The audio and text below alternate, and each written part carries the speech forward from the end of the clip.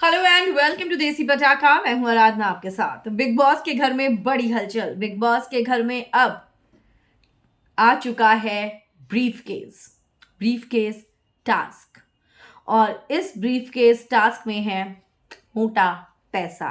क्या हुआ है और किस तरीके से ये ब्रीफ केस टास्क हो रहा है, चलिए बताती हूँ आपको। लेकिन उससे पहले आप चैनल को जरूर सब्सक्राइब कर लें और बेल आइकन को आप जरूर दबाएं।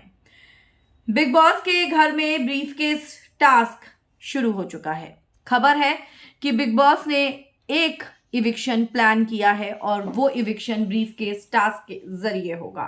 यानी कि जो शख्स ब्रीफकेस उठा लेगा वो घर से आउट हो जाएगा।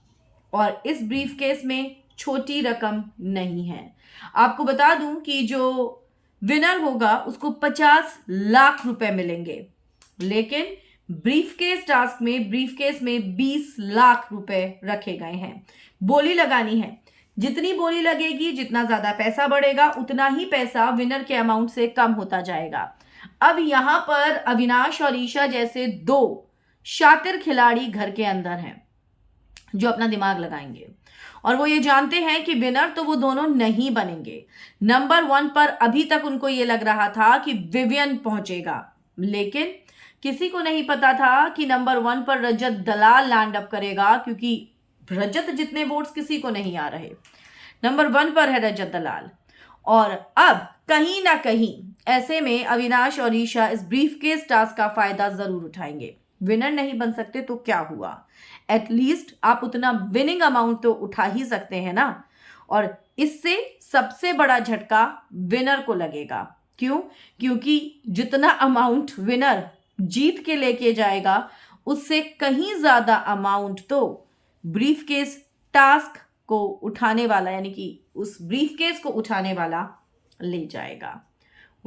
देखना होगा कौन उठाएगा ब्रीफकेस।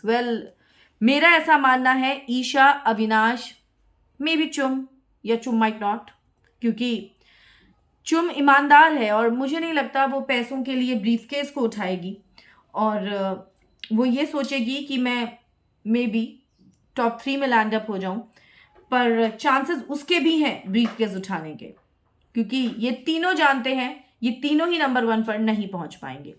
आप क्या कहेंगे, कौन उठाएगा ब्रीफकेस? कमेंट्स में जरूर लिखें। वीडियो को लाइक और शेयर करना आप ना भूलें।